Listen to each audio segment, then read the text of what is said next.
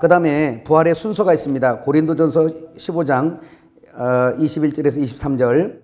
사망이 사람으로 말미암았으니 죽은 자의 부활도 사람으로 말미암는도다. 아담 안에서 모든 사람이 죽은 것 같이 그리스도 안에서 모든 사람이 삶을 얻으리라. 그러나 각각 자기 차례대로 되리니 먼저는 첫 열매인 그리스도요 다음에는 그리스도 강림하실 때 그에게 붙은 자요. 이렇게 되어 있습니다. 자, 한번 넘어가 볼까요? 거기 15페이지. 자, 사람의 구조가 어떻게 되겠어요? 영, 그 다음에 혼, 그 다음에 몸, 이렇게 되어 있습니다. 영도 죽으면, 혼도 죽으면, 몸도 죽으면 뭐 해야 돼요? 부활해야 되겠네요. 여기에 모인 여러분들은 이렇게 되어졌을 겁니다. 지금까지 이야기할 때 지금 구원론 하는 거잖아요. 그래서 영이 거듭났다. 그래서 하나님의 영과 내 영이 결혼이 되어졌어요. 그 얘기는 내가 부활했다는 얘기예요. 부활해서 주님과 생명은 생명끼리 결혼이 되니까 사망과 생명이 결혼될 수가 없어요. 그래서 생명은 생명끼리, 그러니까 살려서 산자의 하나님이기 때문에 산자와 결혼하는 거예요. 그래서 주님이 영원하다면 그와 한 몸이 된 나도 영원한 거예요. 영원히 죽을 수가 없어요. 참 이거 확증 갑시다. 우리는 영원히 산다. 시작. 그리고 우리는 영이 부활된 거예요. 언제 죽었는데? 에덴 동산에서 죽었어요. 죄의 싹은 사망이라. 어떻게 살아? 죄의 싹은 사망이라서 나사로가 무덤 속에서 죽어 있는 것처럼 우리는 죽어 있었어요. 그런데 주님께서 오셔서 대신 사망을 맛보시고 우리를 같이 끌고 쓸어안고 다시 나오신 거예요. 그래서 같이 죽고 같이 살아난 겁니다. 할렐루야. 그래서 부활했어요. 그 나타난 증거가 뭐냐? 내 안에서 예수 그리스도는 하나님의 아들이라고 증거되는 거예요. 하나님 아버지 아들의 영이 내 안에 계심으로 인하여 내가 아바 아버지라 부르짖는단 말이에요. 아버지라고 부른다는 얘기는 내가 그분의 자녀라는 증거고, 그럼에도 불구하고 혼도 죽었으면 부활해야 되겠네요. 그런데 이것은 지금 뭐라 그랬어요? 요거는 우리가 이미 지나간 거라고 얘기했죠. 근데 이거는 뭐예요? 계속 진행 중이라고 얘기했죠. 그래서 고린도전서 15장 31절이 답이잖아요. 나는 날마다 죽노라. 그 사도 바울이 이 말할 때 자기는 이건 지나간 사람이거든요. 하나님의 자녀가 되고 사도가 된 사람이니까. 그런데 이건 지금 사도 바울도 고난을 겪으면서 그 큰 사도도 사망을 날마다 왔다 갔다 한 거예요. 하나님이 사랑하는 자마다 고난이 와요. 사생자가 아니면 고난이 와요. 그래서 선지자들과 사도들마다 얼마나 고난이 많은가 몰라요. 두 가지 고난이에요. 하나는 마음의 고난이고 하나는 환경의 고난이에요. 복음 사역을 하다 보니까. 환난과 핍박이 가운데로. 그리 속에 고난이 그 속에서 진짜 죽는 게 낫다라고 하는 그러한 신음소리가 절로 나는 그러한 삶이 막 연속이 된단 말이에요. 네. 자, 그래서 이거는 지금 우리도 여기에 있는 거예요. 그죠? 그러면 우리에게는 이건 이미 지나갔고 이거는 지금 현재 진행 중이고, 혹시 지금 부활됐어요? 아니면 죽었어요? 지금 죽어 있어요? 부활됐어요? 얼굴 보세요. 죽었나 살았나? 옆 사람 얼굴 알아. 대본 나타나. 지금 혼권 떨어진 사람은 꼬리가부터 내려가고 신경질적이고 기분이 진짜 엉망이고 진짜 누가 말만 해도 짜증나고 진짜 그냥 막 사랑스럽던 남편도 그쵸? 지금 남편이 사랑스러워 보여요?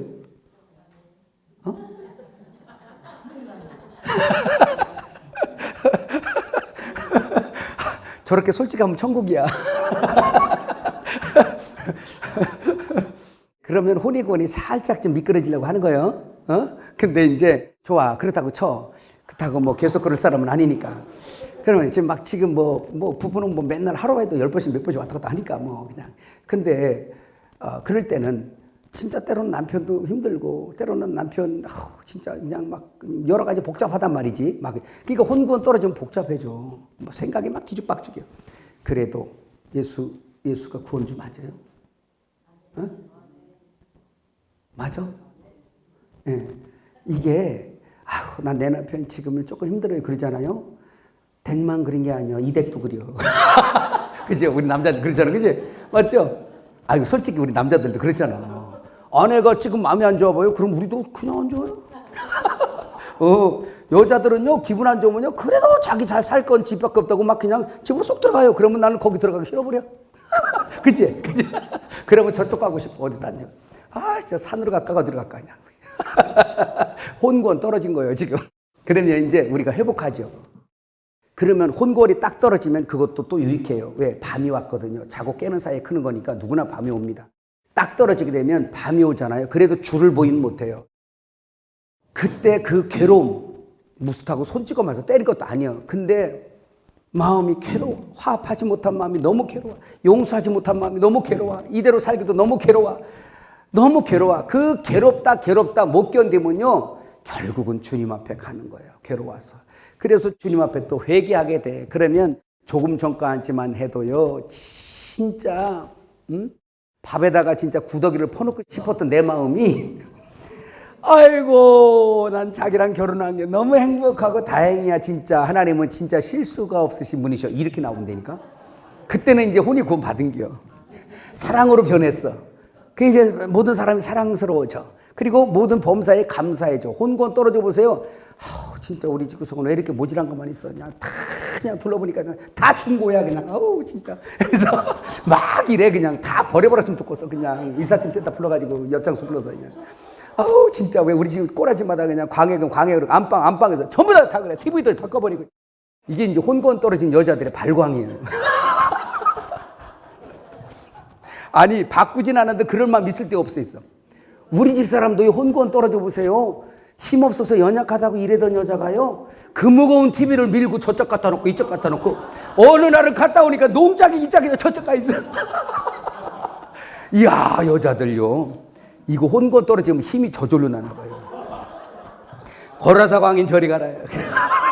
아니, 그 큰 놈을 어떻게 갔지? 그랬더니 갔을 때는 이게 회복된 거야. 혼이 구원은 이제 이거 회복을 받았어. 그러고 나니까 이제 막 얘기하잖아. 그때까지 떨어져 있잖아요. 그 얘기도 안 해요. 얘기도 안 해요. 근데 이게 딱 이제 회복이 되잖아요. 그러면 저걸 어떻게 옮겼느니 야, 저거 어떻게 옮겼어? 그러면 봐봐, 이리 와봐. 저 이거 있잖아. 저 입을 쫙 놓고 있지? 한쪽 들고 있지? 딱 얘기를 다 해. 그렇지, 여자들 그래 안 그려? 뭐 얘기하는 거야 지금? 혼구원 붙었나 떨어졌나 지금 증명해 주는 거야 지금 내가. 혼권 떨어지면 우리 남자들이 뭐 여자들 할 거 없어요. 감사가 안 나와요. 감사가. 조금만 더 얘기해 볼까요? 제가 너무 마음이 무거워서 힘들어서 심판을 받아버렸어 그냥 완전히. 근데 너무 힘든데 그래도 사역을 하려고 올라와야 돼. 이게 한 7, 8년 됐을 거예요. 넘었다. 우리 이 목사님 저기 만날 때니까 신림도 있을 때니까 엄청 오래됐네요. 이게 완전히 혼권 떨어져서 완전히 마음이 상하고 성전 무너져 버린 거예요. 근데 이방왕이 통치하잖아. 성전 무너지니까. 시커먼스가. 그래도 내 몸은 정해진 일을 위해서 가야 돼. 차를 타고 여기를 올라오는데 경보속도로 거기에서 저기 무슨 도로예요? 저 신림동으로 가는 도로 있잖아. 왜? 남부순환도로. 거기를 딱 가서 사당까지 가는 데 있잖아요. 해가 얼마나 밝은지. 근데 해가 미운 거야. 해도. 왜 그러냐면 창문을 열고 내가 한마디 했어. 내 마음은 죽겠는데 아주 그냥 아무 일 없다는 듯이 그렇게 아주 그냥 눈을 동그랗게 뜨고 보는구나. 멀쩡한 해한테. 내 마음은 밤인데 아주 그냥 아무 일 없다는 듯이 동그랗게 뜨고 있구나. 그냥 창문 열고 내가 한마디 했어 진짜로. 그때 얼마나 힘들었던지. 아유, 그래요. 근데 보세요. 내 마음이 회복되잖아요. 둥근 해가 떴습니다. 이게 이제 다른 거야. 여기서도 맨날 공부만 하지 말고 체험을 증명해 주는 거니까 잘 들어두세요. 이제 여러분이 그런 거 당하면 내 혼 떨어졌구나 이제 알 거예요. 이제 뭔지 아시죠? 비가 오네. 비가. 여러분 내 마음이 딱 이제 무너지잖아요. 혼권 떨어지잖아요. 그러면 차 딱. 또 비 오. 감사가 없어. 비도 불평이야 그냥. 비도 불평이야. 매사 불평이요.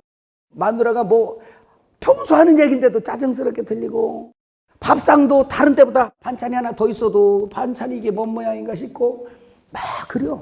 뭐든지 다 어둠 속에서 나와요. 그런데 내가 혼이 딱 바뀌잖아요. 주 안에 거하잖아요. 은혜 안에 거하잖아요. 혼건을 얻잖아요.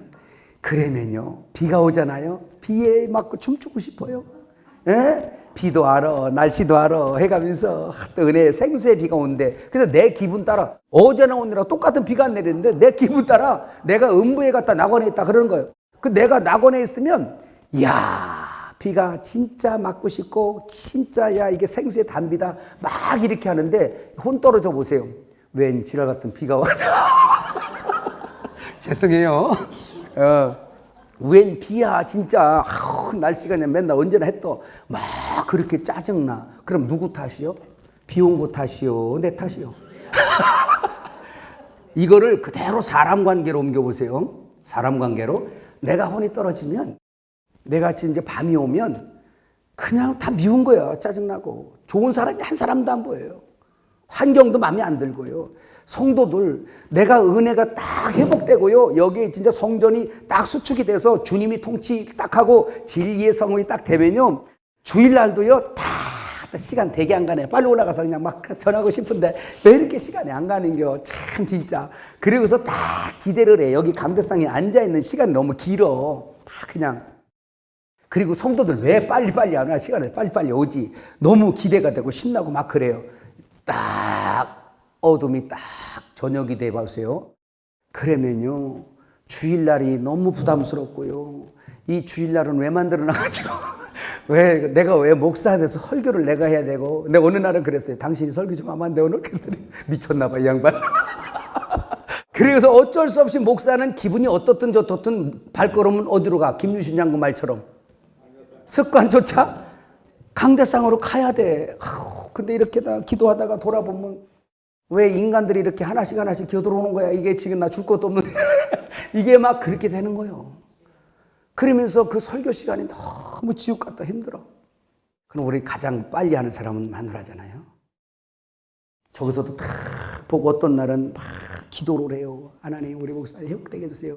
내가 미친년이지. 아이고 진짜 내가 잘할게요. 하나님께서 막 그럴 거 아니야.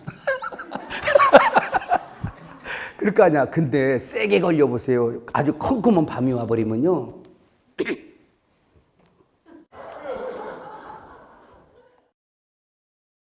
잘 알아보시오. 이럴 거 아니야. 아니, 물어보진 않았어. 그럴 거 아니야. 여러분들에게 밤낮을 지금 증명해 주려고 그래요. 이게 혼권이야. 그래서 예수님도 인정했어요. 지금 밤이라고 슬퍼하지 마세요. 저녁이 되고 아침이 되면 커요. 우리의 성도에게 밤도 우리를 양육하고 있어요. 때로는 우리가 밤이 올 때는요, 주님이 너무너무 그리울 때예요. 그런데 너무너무 그리운데도 불구하고 좌우 사방을 봐도 주님이 아니 계신 것 같아요. 아니, 주님이 여기 계셔도 내 눈이 가려서 못 보고 있는 겁니다. 항상 주님은 떠난 적이 한 번도 없어요. 그럼에도 불구하고 내 눈이 가려서 옆에서 걸어가서 성경을 해석해서 알아먹지 못하는 내 눈이 그런 거예요. 내 마음이 그런 거예요. 이해가시죠? 그때 보세요. 그런 하나님이 아주 기도해도 응답도 없고 하나님은 보이지도 않는 것 같은데도 불구하고 그러한 하나님 어디 계시냐고 난리를 치고 기도를 했는데도 응답 하나조차 없는 그때에도 그 하나님의 침묵은 우리를 양육하고 있어요. 우리를 주님을 그리워하게 만들어버리고 빛을 사모하게 만들어 아침을 아주 절실하게 만들어 아침이 왔으면 좋겠다고. 그게 우리의 혼을 양육하시는 하나님의 방법이세요. 그게 혼구원이요. 이거는 지금 진행되고 있죠. 네. 그럼 이런 걸 아시면서 하나 덧붙여 할 거. 의인에게도 밤이 오고 악인에게도 밤이 오지만 의인은 밤을 이겨요. 근데 보세요. 저 하나님은 낮을 주고 낮은 주님 표상이니까 낮을 주길 원하고 낮에 거하기를 원하지만 어떤 형제가 밤이 되어 그 낮이 된 연약한 성전이 아직 견고치 못할 때 그 형제를 가지고 밤을 쏟아버리면 형제의 마음을 실족케 하는 거예요. 주님은 그 성전을 굳게 세워서 빛이신 당신이 통치하기를 원하시는데 그 성전을 무너지게 하는 것을 형제를 실족하게 하는 거라고 말해요. 그래서 그렇게 그 죄가 얼마나 큰지 연자맷돌을 목을 메어 바다에 빠뜨린 것이 더 낫대요. 우리는 형제를 실족하기를 쉽게 하고 있는데 주님은 이렇게 크게 보는 거예요. 왜 그럴까요?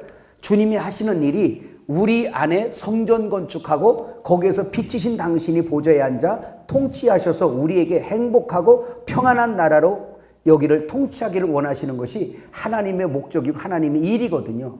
근데 그것을 누군가가 어둠이란 망치가 와서 때려버린단 말이에요. 그가 남편일 수도 있고 아내일 수도 있어요. 때로는 목사님일 수도 있어요. 이해가시죠? 그래서 영혼이 성숙하면 영혼이 자고 깨는 사이에 그러다 보면 어느 정도 저가 양육이 되잖아요. 그러면 그에게는 밤이 없습니다. 까지 양육이 돼요. 밤이 없습니다. 밤이 와도 저는 내게 상관할 것이 없어요. 낮의 길을 걸어가요. 그런 사람에겐 실족하거나 시험 들 일이 줄어가죠. 그때는 형제가 시험을 들게 해도 시험을 들 일이 거의 없어요. 그래요. 미안합니다. 기도하겠습니다. 이래 낮에서는 용서 구하는 것도 너무 좋아요. 사람은 실수할 수 있어요. 또 실수를 또 이렇게 용인하세요. 주님께서. 그럴 때 상대는 나를 공격할 수 있어요. 그때도 낮에 거하는 사람들은 용서를 잘 구합니다. 아유 목사님 죄송해요. 내가 이렇다니까 하면서 이 말이 너무 쉬워요. 밤에 거하는 사람은 고집스럽게 잘못한 거 알면서도 안 해요. 할 용기가 없어요. 진실을 못해요. 진실을 회복을 못해요. 근데 낮에 거하는 사람들은 쉽게 해요. 미안합니다 목사님. 나도 진짜 내가 너무 잘못했어요. 죄송합니다. 쉬워 그게. 그래서 다른 사람의 마음을 무너진 성전을 수축해 주는 게 너무 쉬워요. 이게 장성한 자들이에요. 어린 자들은 끝까지 숨기고 자기 의를 챙겨요. 내가 무너지면 왕이 안 되거든요. 내가 무너지면 하나님이 안 되거든요. 그리고 끝까지 하나님이어야 하고 끝까지 왕이어야 하고 끝까지 자기가 주인이어야 해요. 그러니까 그걸 고수하려고 끝까지 버텨요. 마귀도 거기에서 네가 하나님처럼 됐잖아. 네가 하나님이 하고서 부추겨요. 그래서 그게 육에 속한 거고 어린아이고 그런 사람 옆에 있으면 빨리 기도해 주셔야 됩니다. 기도해 주셔야 안 되면 좀 거리 두셔야 됩니다. 여러분 밤을 만난 자, 그 사람 밤을 만난 사람이 여러분 무서운 사람이요. 안 보이는데 휘둘려 제끼거든요. 여러분 보세요. 고속도로에서 제일 무서운 사람 누구요? 술 취한 사람? 음주운전? 아니요. 눈 감고 있는 사람이요. 안 보여. 제일 무서운 사람이 안 보여 아무것도. 그냥 밟아버리거든요. 그래서 졸음운전은 눈 깜빡 사망이에요. 이런 것처럼 아직도 밤인가 봐 하는 사람 있잖아요. 그 사람은요 말해도 다 부정적으로 나와요. 다 부정적으로 나와요. 이럴 땐 여러분들이 기도해 줘야 돼요. 할렐루야. 그래서 혼도 죽었으면 뭐 해야 돼? 부활해야 되죠. 자고 깨는 사이에 저녁이 되고 아침이 되매 날마다 죽으며 살아나는 것을 주님이 말씀하시고 바울도 말했고 창세기에도 자고 깨는 사이에 큰다고 말씀했어요. 이걸 피하여 갈 사람은 한 사람도 없습니다. 이것이 우리의 신앙이에요. 여러분들이 이걸 알아야 여러분의 성도는 저와 여러분 마찬가지지만 성도들도요. 우리는 그 사람들이 실족하는 일이 없고 밤이 안 오고 뭐든지 기도하는 대로 여러분이 축복하는 대로 다 만사형통 되기를 원하지만 죄송하지만 우리의 원대로 되지 않냐고요. 당신의 원대로 되기 때문에 그 환경도 당신이 그걸 안배하셔서 어떤 이에게는 질병도 왔다 가고 어떤 사람에게는 사업의 실패도 왔다 가고 어떤 사람에게는 그냥 가정이 힘들어지기도 하고 별일이 다 생기는 거예요. 그런 밤의 조건들이 무수히 온단 말이에요. 의인이나 악인에게나. 이해가시죠? 그러면 여러분들은 그때 가서 뭐라고 할 거예요?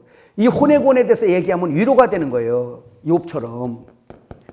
그렇잖아요. 이런 걸 깨닫지 못하면 욥이 이런 혼연단을 받을 때 그 여러분 뭐예요? 욥의 그 세 친구처럼 돼가지고 성경 들여다 대가면서 봐봐 네가 잘못이 없으면 이런 일이 왜 오겠어? 해가면서 봐봐 성경 봐봐 구절에 이 봐봐 그러면서 우리 예배해 그러면서 너 이 말씀 받아 하면서 그냥 턱 쪼가리 밑에다 갖다 들여다 대고 막 갖다가 해결하겠다고 하지만 죄송해요 막말해서 잊어먹지 말라고 하는 거예요. 여러분 우리가 그렇게 해주기 전에 먼저 깨달아야 할 것이 뭐냐면 하나님이 그 영혼을 나보다 더 사랑하세요. 여러분에게 맡긴 양들을 하나님보다 여러분이 더 사랑한다고 착각하지 마세요. 하나님이 더 사랑하세요. 나를 사랑하신 같이. 그래서 그분이 사랑하셔서 우리를 만들어 가시고 나를 만드신 같이 저를 만들어 가세요. 그때 여러분이 이런 것을 알면 그 목회할 때 지혜가 생기는 거예요. 무조건 두드러 고치려고만 하지 말고 하나님 일하심을 바라보고 그 일을 위로하고 그를 길을 잘 이렇게 위로 돌이키면서 하나님 앞에 기다릴 줄도 알아야 돼요. 아멘.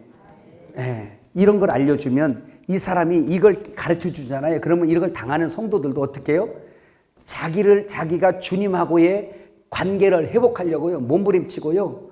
그 다음에 하나님이 자기를 이런 환경을 주셔서 이렇게 하심이 나를 양육하기, 버림이 아니라 나를 양육하기 위한 하나님의 다루심이라는 걸 알고 이 속에서 딴 말 안 하고 은혜를 구하고 하나님의 사랑을 알고 은혜를 찾아요. 이해가셨어요? 그때 넘어지지 않는 신앙으로 커가는 거야. 다시 그런 일이 와도 이 사람은 하나님이 하시는 일을 알아요, 이제. 그래서 불안하거나 두려워하지 않습니다. 네. 이게 우리 생활에 여러분이 부인하든지 인정하든지 오는 거예요. 눈만 뜨면 있는 거예요. 이해가시죠? 꼭 그렇게 해서 여러분들이 그들의 10년까지 60만 치료하지 말고 10년까지 하나님과 결혼시켜 주시는 역사 있길 바랍니다.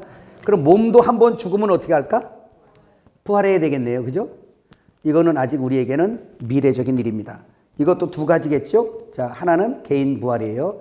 이 개인 부활은 내가 얼마나 주와 내 혼의 구원이 아름답게 되어서 있냐에 따라 이것이 해 같은 영광, 달 같은 영광, 별 같은 영광으로 부활할 것이로되, 그러나 여기서 내가 되어진 만큼 내가 단체 부활, 무슨 얘기냐면 단체 부활은 한꺼번에 부활한다 이런 부분보다 예수님의 몸 부활이에요. 예수님의 우주적인 몸. 무슨 몸? 예수의 우주적인 몸. 십자가에서 옆구리 살과 피로 찢어서 준 그 사람들, 다 우주적인 사람들, 그 살과 피를 먹은 모든 사람들을 자기 몸 안으로 다 완성된 상태. 그래서 우주적인 주님의 몸이 완성된 상태를 말하고 있는 겁니다. 그래서 그거에 대한 표적이 오늘 교회예요. 단체 교회. 그래서 이 단체 교회가 이 몸이 서로 붙어서 떨어지지 아니하고 붙어서 생명으로 연결돼 있고 그 서로가 이렇게 유기적으로 이렇게 되어진 것처럼 교회는 그래야 돼요. 몸뚱어리만 여기 와 있고 서로 원수지고 이런 게 아니라 진짜 그리스도의 피, 용서잖아요. 용서와 용납과 사랑으로 교회가 똘똘 뭉쳐지는 그 상태를 원하는 거야. 그러니까 십자가 넘지 않고는 안 되는 거죠. 깨달아지시죠? 우리 15페이지 그거 읽었나요? 고린도전서? 안 읽었죠? 아까 것은 읽었는데 한번 읽어봐요. 다시 한번 이제 적극적인 면에서 부활의 순서를 한번 보도록 합니다. 그러나 이제 그리스도께서 죽은 자 가운데서 다시 살아나서 잠자는 자들의 첫열매가 되셨도다. 사망이 한 사람으로 말미암았으니 죽은 자의 부활도 한 사람으로 말미암는도다.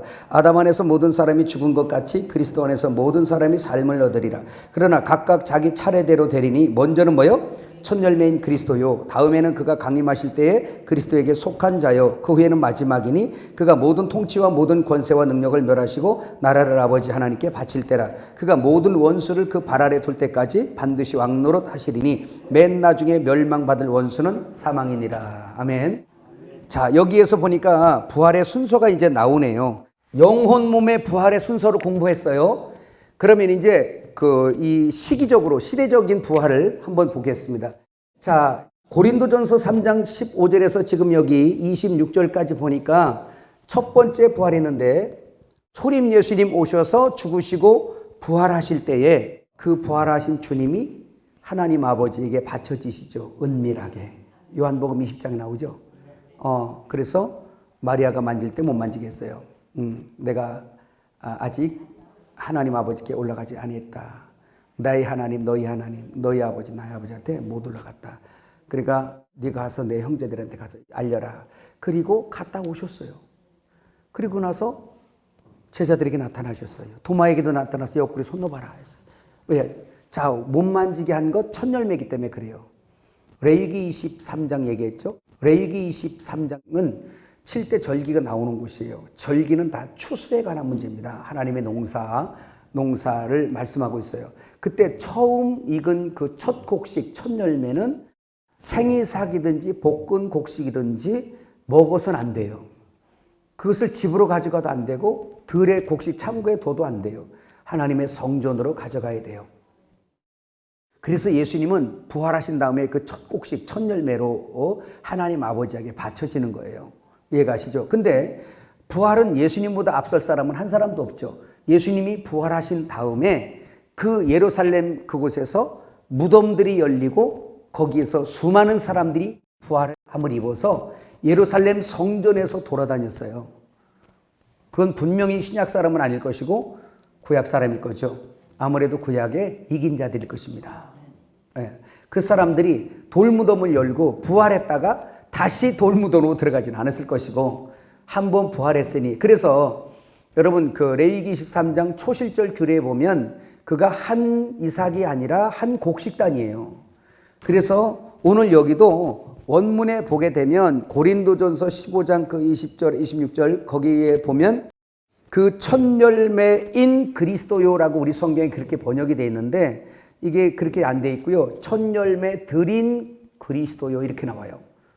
첫 열매 드린 그리스도요, 복수예요. 그래서 주님 부활할 때 한 곡식단이 이렇게 부활되는 역사가 있고요. 또 그것은 상징적으로 어떤 게 있냐면 예수님의 부활에 그 한 곡식단으로 우리 앞으로 예수 안에 있을 모든 사람이 다 함께 묶인다는 표적입니다. 이해가시죠? 그런 부분이고, 이 첫 열매 부활이 있어요. 첫째 부활이 있어요. 그 다음에 둘째가 있습니다. 둘째가 있는데 그 다음은 뭐라 그랬어요? 주 예수님 강림하실 때, 어디에 재림이죠? 이건 초림이고, 주님 재림하실 때, 그의 강림하실 때 그에게 뭐 한 자? 그에게 붙은 자라고 말해요. 그에게 붙은 자가 이제 또 부활할 겁니다. 그건 바로 뭐냐면 주님이 머리로 있고 이제 신부로서 그의 몸의 위치로 배치가 완료된 자들 얘기하는 거예요. 그러니까 어린 양이 어디로 인다든지 따라가는 자, 하나님의 형상이 회복된 자, 머리가 하나님이어야 해요. 명령의 자리, 그러니까 자기가 왕처럼 살았는데 자기의가 주인 되어 살았는데 그거 부인하고 이제 예수님이 주인이요 왕이라고 인정된 자. 그래서 자기 위치, 티데미 얘기 많이 했잖아요. 배치받다, 배치하다는 뜻인데 우리는 그의 갈비뼈로 만들어졌기 때문에, 옆구리 살과 피로 만들어졌기 때문에 우리의 위치는 항상 머리가 아니라 여기에요. 몸이에요. 몸의 위치예요. 그런데 우리의 의는 자꾸 머리 되려고 그러잖아요. 사단의 말 미혹받아서 네가 하나님처럼 될 거야 라는 걸 지금까지 믿고 살기 때문에. 그런데 우리의 위치를 이젠 딱 들어간 자들이에요. 결혼이 완성된 자고 하나님의 형상이 회복된 자들이에요. 이해가시죠? 장성한 자들이죠. 이 사람들이 다시 주님 강림하실 때 앞으로 이제 조금 있다 되겠네요. 할렐루야. 할렐루야. 조금 있다 되겠네요. 조금 있다 주님 강림하시겠네요. 진짜 조금 있으면 주님이 오실 거예요. 근데 그에게 붙은 자가 누구냐? 신부단장 된 자요, 이기는 자예요. 요한계시록 2장 3장에서 이기는 자. 그 사람들이 바로 뭐예요? 이기는 자에게 뭐예요? 그의 머리에 어린 양의 이름과 그 새 이름이 여기 이마에 기록된 자.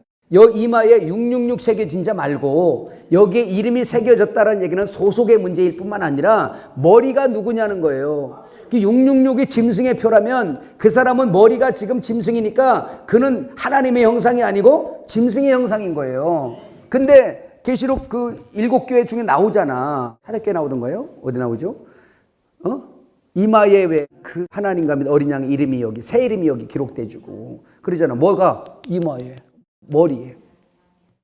그 얘기는 어린 양이 신랑으로, 자기는 신부로 위치, 티데미, 자리 배치 완료되어서 하나님의 형상이 완성된 자들 얘기하는 거예요. 그 사람이 뭐냐? 이기는 사람이에요. 결국은 순종하는 사람이요, 어린 양이 어디로 온다든지 따라가는 사람들입니다. 할렐루야. 그 사람들이 계시록 14장에 또 14만 4천으로 하나님의 보좌 앞에 세워지는 자들이 될 것이고요, 사내 아이로 또 이렇게 칭송을 받게 될 것입니다. 우리는 그 소망이 있어요. 할렐루야. 이런 진리를 아니까, 너무너무 분명하니까 다른 걸 돌아보지 않겠다가 결심인 거지. 내 인생 돌아볼 게 뭐 있나? 지금까지 살아봤으면 아는 걸 그만 서가야지. 내가 왜 더 속아? 그리고 내가 갈 길은 이 길이지 라고 계속 하는 거예요. 알아주든지 안 알아주든지. 뭐 누가 알아줘서 진리 확신하나요? 주님이 성령이 나를 알려주시니까. 여러분 가진 성경 나도 가졌고 이거에 대해서 확신하고 체험하니까 그냥 그 길 가는 거죠. 그 다음에 마지막은 세 번째는 뭐예요? 그 다음은 하면서 뭐예요? 사망까지 다 멸하고 나라를 아버지께 바칠 때라는 얘기예요. 그것은 바로 뭐냐면 우리 앞에 이제 재림하신 다음에 일어나는 일이 천년왕국이겠네요. 그죠? 천년왕국이 시대적으로 일어나고 이 천년왕국 동안 마귀가 갇혀 있다가 천년 끝에 나오고 그때 이제 하늘에 불이 내려와서 모든 것들을 다 해결하고 완성된 다음에 이제 나라를 아버지께 바칠 때요. 그 나라가 뭐냐? 나라는 바실레이아라는 얘기예요. 왕은 바실루스라잖아요. 그러니까 왕이 바실레이아, 나라라는 얘기예요. 나라. 천국 할 때 우리 다 배웠잖아. 그죠? 그래서 나라를 아버지께 바칠 때라는 얘기는 우리에게 하는 거예요. 교회. 너희는 거룩한 제사장 그의 나라라며요. 그래서 나라라는 얘기는 그분의 통치를 받는 사람일 뿐만 아니라 그분의 통치가 이루어지는 모든 영역을 포함하는 거예요. 하나님의 성령의 법이 이게요. 그 받는 존재들. 할렐루야. 그런데 예수님이 이러잖아요. 기도하실 때 아버지여 이들은 원래 아버지 것이었는데 내게 주셨으며 저들을 진리로 거룩하게 하였나이다. 내가 비옵는 것은 저들을 데려가려 함이 아니요 저들을 아버지의 진리로 보호하시고. 요한복음 17장의 그 기도가 절절하잖아요. 그 기도 그 나라거든요. 그 예수님은 오셔서 뭐라 그래요? 아버지 것이었대요. 그 다음에 인자됨을 인해서 심판하는 권세를 받았대요. 또 아버지에게 다 받았대요. 뭘로? 기업으로. 그래서 아버지 것을 다 아들에게, 우리가 아들에게 맡겨진 자들이에요. 이게 나라니까. 할렐루야. 근데 아직은 미완성이란 말입니다. 그래서 예수이신 성령께서 계속 뭐예요? 우리를 지금 단장시키잖아요. 성령이 교회들이 가시는 말씀을 들을지어다 하면서 우리의 말씀을 알게 하시고 그 기름 부음이 우리로 믿게 하고 알게 하고 가르치시면서 계속 우리를 그리스도의 형상으로 회복되도록 거룩하게 단장하잖아. 계속. 아멘. 지금도 성령께서 제 안에서도 이걸 계속 하시는 것이고 여러분 속에서도 성령 기름 부음이 여러분들을 가르치는 거예요. 계속. 그렇게 하면서 그리스도와 한 몸 되는 훈련을 계속 하는 거예요. 사랑으로 연합되는 성령의 하나 되게 하신 것을 힘써 지키게끔 하나님은 계속 역사하는 거예요. 그 목적이 뭐냐? 신부, 새 예루살렘. 그걸 한장시키는 거란 말입니다. 그럼 성령께서 하시는 사역이 그거라면 그 성령을 감독자로 삼아 세워진 주의 종들이 하는 일은 그것이어야 한다는 거예요. 그분의 목적이 나의 목적이 되어야 되고 그분의 방법이 또한 나의 방법이 되어야 한다는 거예요. 할렐루야. 무슨 목회를 하려고 그래요, 여러분? 그래서 이제 엘림 와서 자꾸 말씀 듣다 보면 바람부터 빠져. 이제 막 어마어마하게 하리라. 뭐. 아니면 이제 뭐 내가 이 정도, 내가 뭐 누군데 그냥 하면서 그냥 막 난리를 치고 그러면서 허풍도 떨어가면서 막 거짓말도 시켜가면서 그러면서 나온 말이 교인 숫자는 묻는 게 아니라고 철칙이래요. 왜 뭐 물으면 안 돼? 하나님 하시는 일을 조금이면 조금이라고 그러면 10명이라고 하면 되고 100명이면 100명이라고 하면 되지.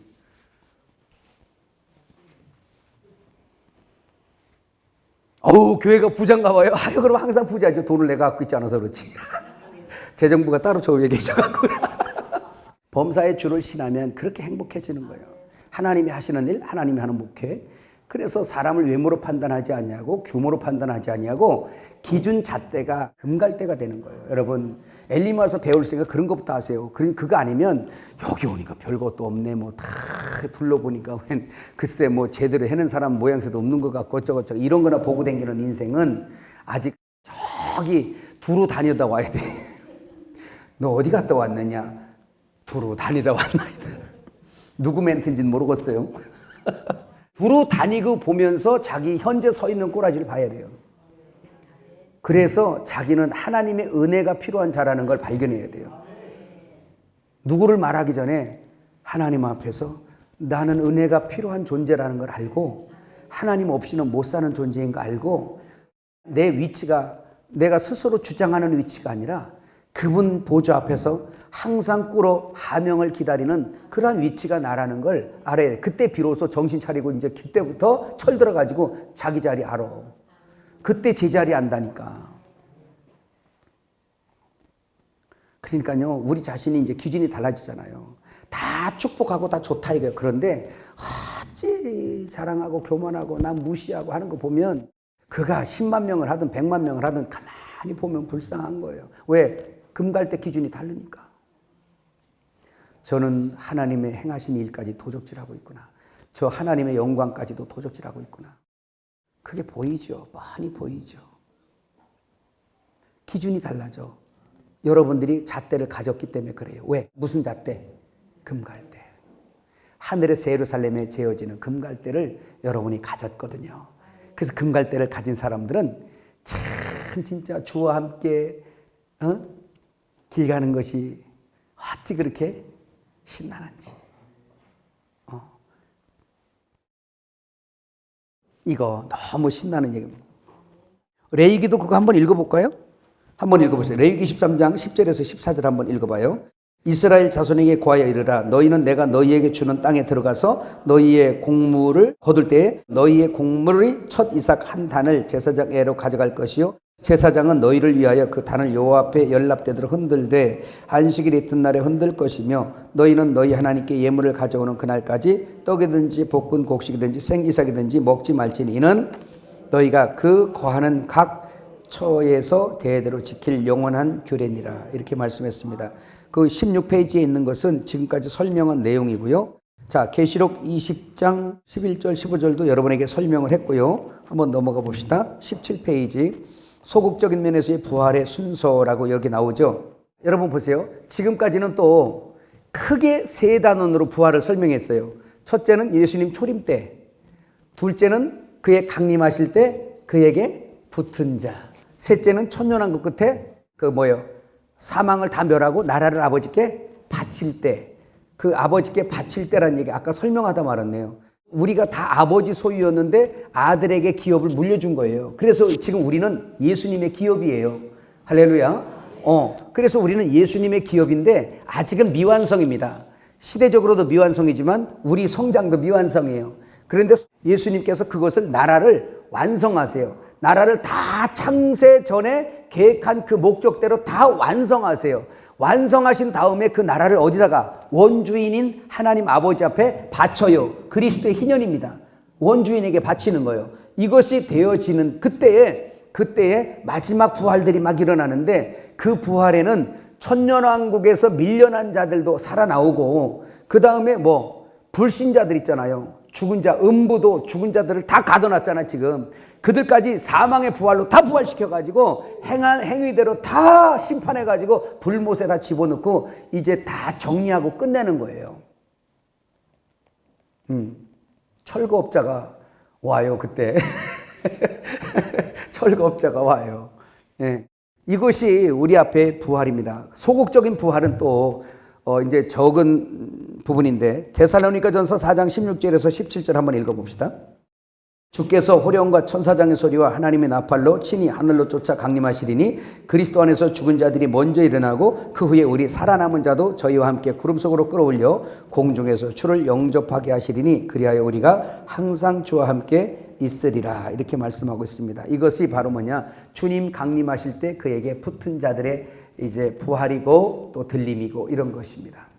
이해가시죠? 여러분 한번 18페이지로 넘어가 보세요. 거기 보면 한 가지 중요한 것이 있습니까? 7째 줄인가요? 위에서? 한 가지 한번 읽어봐요. 거기. 한 가지 중요한 것이 있는데 성경에서 첫 열매를 다룰 때 시기적으로 첫 열매들이 있는가 하면 상태에 따른 부활, 즉 얼마나 주님이 원하는 때에 먼저 익었느냐에 따라 재림 예수님 때 땅에서 익은 첫 열매를 구별합니다. 그들이 또한 첫째 부활에 참여하여 주와 함께 왕노릇하는 존재들입니다. 부연하면 구약 모든 성도 중 먼저 익은 자들이 주와 함께 부활함을 입는 것과 같이 신약을 결산할 때도 구별된 총체라고 볼 수 있습니다. 우리가 체험적으로 여전히 느슨해 있다면 우리는 이러한 글을 읽을 때 스스로 부인하고 싶을 것입니다. 그만큼 우리의 혼은 세상과 사단의 떡과 물로 더럽혀져 있습니다. 우리가 부인한다 하여 있는 것이 없을 수 없고 올 것이 안 오지 않습니다. 이 일로 주님은 성경의 많은 부분을 통하여 깨어있으라 하였고 죽도록 충성하라고 권고하셨습니다. 계시록 2장 10절 읽어볼까요? 더 좋은 부활을 얻기 위해서 말씀하는 겁니다. 내가 장차 받을 고난을 두려워하지 말라. 볼지어다 마귀가 장차 너희 가운데서 몇 사람을 옥에 던져 시험을 받게 하리니 너희가 10일 동안 환난을 받으리라. 내가 죽도록 충성하라. 그리하면 내가 생명의 면류관을 내게 주리라. 아멘. 자, 여기에서 여러분 그 첫 열매 지금 계속 막 듣고 있는데, 첫째 부활 첫 열매, 이 첫째라는 이 말이 있잖아요. 첫째. 자, 우리가 시기적으로만 자꾸 많이 이렇게 생각을 해요. 시기적으로만 첫째. 그러면 뭐요? 예수님 시대 때 그들만 부활하고 그들이 첫째 부활이고 우리는 뭐야? 근데 그렇지 않죠. 성경에서 얘기할 때 이 첫째라고 얘기할 때 이게 프로토스인데요. 자, 이 말이 무슨 말이냐면 그 첫째라는 말도 있지만 이건 시간적으로 첫째라는 것도 있지만 상태적으로 최상의란 뜻이에요. 뭐라고? 최상의. 그러니까 이 시기적으로 첫째라는 의미와 어떤 상태에서 최상의 것, 최상이다 이거예요. 이게 다 프로토스라는 건데, 이 원래 원어가 지금 첫 번째, 첫째라고 할 때 이 프로토스라는 단어를 써요. 그래서 뭐냐면 시기적으로 예전에 부활한 사람만이 아니라 우리 교회 시대를 지나면서 신앙적으로 빨리 읽는 사람, 최상으로 읽는 사람, 뭔지 알죠? 그래서 주님 재림하실 때 그래서 또 첫째 부활이라는 게 또 나오는 거예요. 그래서 계시록 20장에 나오잖아요. 4절에서 6절에 첫째 부활에 참여하는 자들은 복이 있으니 하면서 그냥 복음을 위해서 목배임을 받고 666 짐승에게 절하지도 않고 막 이런 사람들 있잖아요. 그런 사람도 살아서 부활이에요. 살아서 그리스도와 더불어 1000년 동안 왕노릇하리니 그 나머지 죽은 자들은 1000년이 차기까지 다시 살지 못하더라. 이렇게 말씀하지 않습니까? 그때 첫째 부활에 참여하는 자, 첫째의라는 거, 프로토스. 뭐예요? 첫 번째라는 의미와 뭐 포함됐다? 최상의란 뜻이에요. 최상의. 수준이 최상이다 그 뜻이에요. 그러니까 우리는 항상 최상이 되는 거죠. 여기에다가 성막을 가지고 설명한다면 지성소 연계예요. 최상이죠. 지성소보다 더 깊은 곳은 없잖아요. 히브리서 6장 1절에서 8절까지 보게 되면 그리스도의 초보를 버리고 완전한 대로 나가라. 그 완전한 곳이 어디죠? 지성소예요. 장관고가 같은 지성소, 예루살렘입니다. 신부 단계. 신부는 그리스도와 장성한 같이 너희도 장성하라는 얘기죠. 그래서 그 연계를 이런 걸 얘기하고 있습니다. 요 그림만 하나 이제 보고 마칠게요. 오늘은. 자, 계시록 이거 덮고 계시록을 펴세요. 요한계시록 14장. 오늘은 요것까지만 하면 될 것 같습니다. 요한계시록 14장을 여러분이 잘 이해하면 요한계시록 전체를 압축해 놓은 것과 같아요. 요한계시록 12장도 삽입구인데 요한계시록 12장도 요한계시록 전체를 표현하고 있지만 14장 가치는 표현을 안 해요. 그러니까 한 3분의 2 정도를 표현한 것이 요한계시록 12장이고요. 14장은 전체를 표현한 것입니다. 그러면 한번 볼까요? 계시록 14장 1절에서 5절까지는 어떤 거냐면 첫 열매 얘기하는 겁니다. 순서적으로도 같이 돼 있는데 이거 한번 읽어볼까요? 같이 읽어봐요. 또 내가 보니 보라 어린 양이 시온산에 섰고 그와 함께 14만 4천이 섰는데 그들의 이마에는 어린 양의 이름과 그 아버지 이름을 쓴 것이 있더라. 내가 하늘에서 나는 소리를 들으니 많은 물소리와도 같고 큰 우레소리와도 같은데 내가 들은 소리는 검은 고 타는 자들이 그 검은 고를 타는 것 같더라. 그들이 보좌 앞과 네 생물과 장로들 앞에서 새 노래를 부르니 땅에서 속량함을 받은 14만 4천 밖에는 능히 이 노래를 배울 자가 없더라.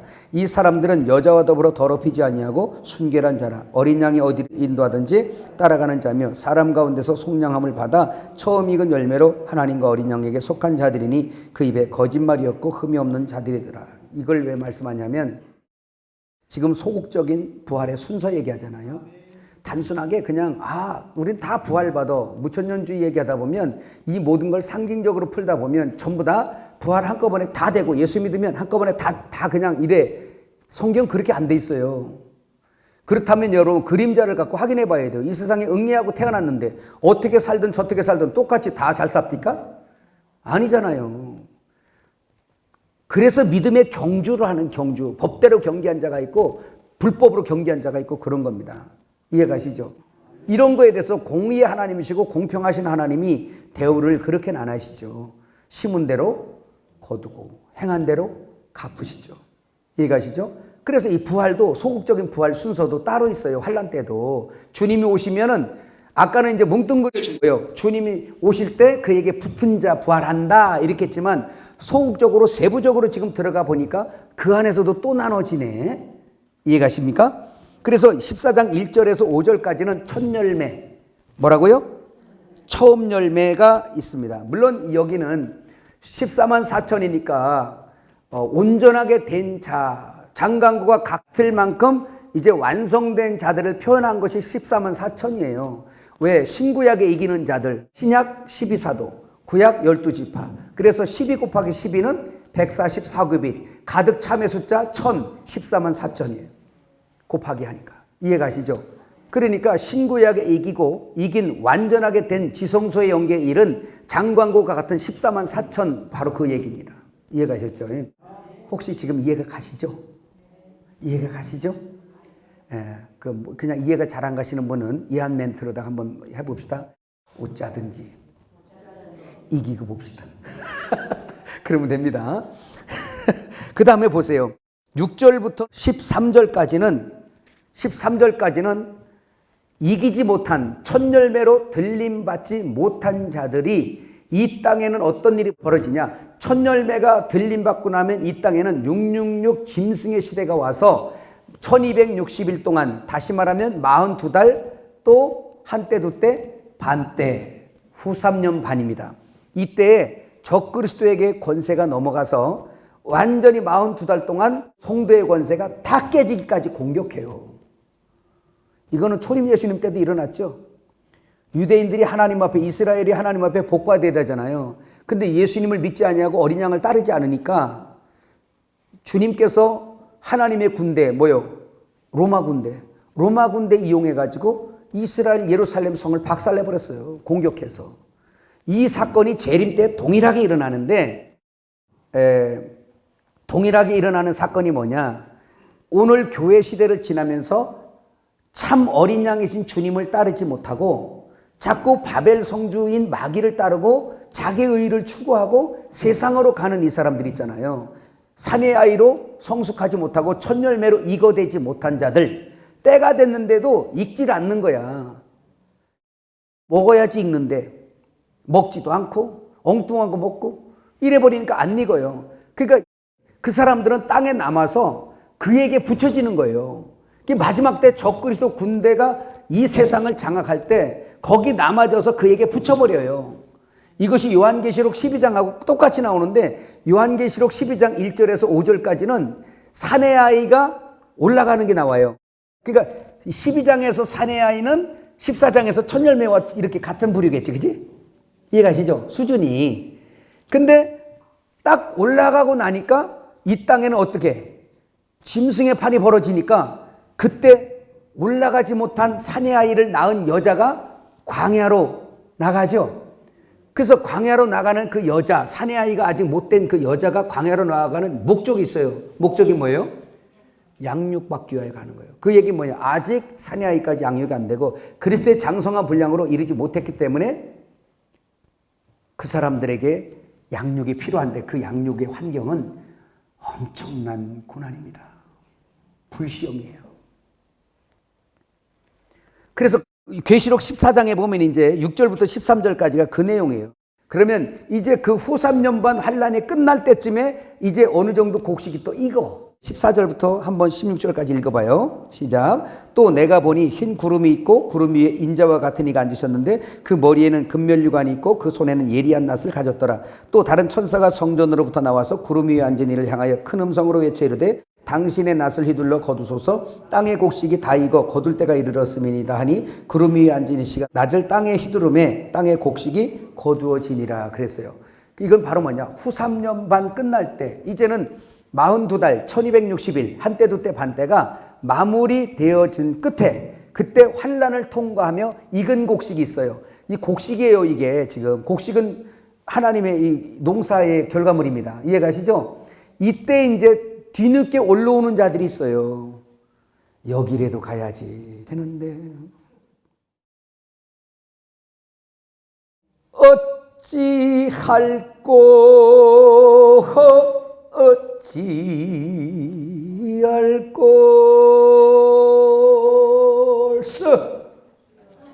근데 먹으라는데 안 먹어. 먹어야 크는데.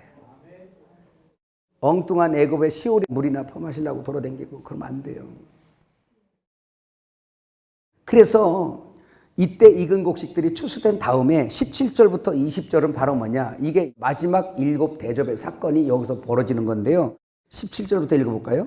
또 다른 천사가 하늘에 있는 성전에서 나오는데 역시 예리한 낫을 가졌더라. 또 불을 다스리는 다른 천사가 제단으로부터 나와 예리한 낫 가진 자를 향하여 큰 음성으로 불러 이르되 내 예리한 낫을 휘둘러 땅에 포도송이를 거두라. 그 포도가 익었느니라 하더라. 천사가 낫을 땅에 휘둘러 땅에 포도를 거두어 하나님의 진도의 큰 포도주 틀에 던짐에 성 밖에서 그 틀이 밟히니 틀에서 피가 나서 말 굴레까지 닿았고 1600 스타디온에 퍼졌더라. 성 밖에, 다시 말하면 주님의 신부 안에 들어오지 못하고 성 밖에. 계시록 22장에 나오죠? 15절인가요? 성 밖에 있으리라. 그러니까 성은 주님의 몸이기 때문에 몸 밖에 있다는 얘기는 아직 이거 문제가 있다는 증거잖아. 그죠? 이방인과 같이 취급을 당하는 거. 지금 여러분 예수 믿으면서도 이방인하고 똑같이 자기의 일을 추구하며 사는 자들 많죠? 개들이래요, 개들. 바로 그런 부분입니다. 그래서 이게 바로 지금 마지막 포도송이 추수는 그 계시록 16장에 나오는 대접 재앙을 압축해 놓은 거예요. 그래서 이건 나중에 계시록 할 때 여러분에게 자세히 해드릴 겁니다. 이해가시죠? 오늘 여기까지 할 건데요. 그래서 오늘 계시록 14장은 첫 단어는 환난 전에 올라가는 거, 추수되는 자들. 그 다음에 환난에 밀려가는 덜익은 자들. 환난 끝에 익어서 올라가는 자들. 그리고 내 백성들 다 끌어올린 다음에 바닥을 진노의 포도즙 틀로 밟아버리는 대접 심판 일들. 여기까지 이해가셨어요? 그러면 계시록 12장도 마찬가지예요. 계시록 12장도 1절에서 5절까지는 산의 아이가 들림받는 사건이 나오고 6절에 보면 그 여자가 광야로 도망하며 거기서 1260일 동안 그를 양육하기 위해 하나님께서 예비하신 곳으로 도피처로 옮겨가지게 돼요. 그런가 하면 계시록 12장 1절에서 5절에 있는 산의 아이가 바로 그 무리들인데 이 산의 아이가 또 다 올라가는 게 아니에요. 여기서 또 얼마나 남겨놓고 가요. 이 사람들은 자격이 없어서 남는 게 아니에요. 자격이 있는데도 남아요. 왜 그래요? 땅에 그 미성숙한 미숙아들만 둘 수가 없어요. 그래서 주님은 산의 아이가 먼저 가야 될 자들이 있고 땅에 남아서 그들을 양육하는데 또 이 증인으로 일을 해야 될 자들이 나와요. 그 사람들이 계시록 그 12장 그 뒤쪽으로 보게 되면요. 여자이들이 연약한 자들이 도피처로 갈 때 그때 여기요. 그의 남은 자들하고 전쟁을 벌이려고 용의 무리들과 큰 모래판에서 그 바로 뭐예요? 바닷가 모래판에 이 온전히 이것은 이제 이 적그리스도 판하고 한판 붙는 거예요. 또 이런 게 거기에서 순교를 가져요. 그 속에서 세상에 볼 때는 다 진 것 같지. 왜? 다 죽으니까. 그게 두 증인의 부활이에요. 사람들이 죽어서 거기서 다 하늘로 올리고 가요. 이게. 그러면서 계시록 15장에 가면 그들이 유리바닷가에 서서 보좌를 향해 하나님을 찬송하는 장면이 나와요. 모든 짐승의 표를 이기고. 오늘 계시록 하는 것 같아요. 재밌어요? 요거는 계시록 할 때면 더 재밌어요. 난 계시록이 기대돼.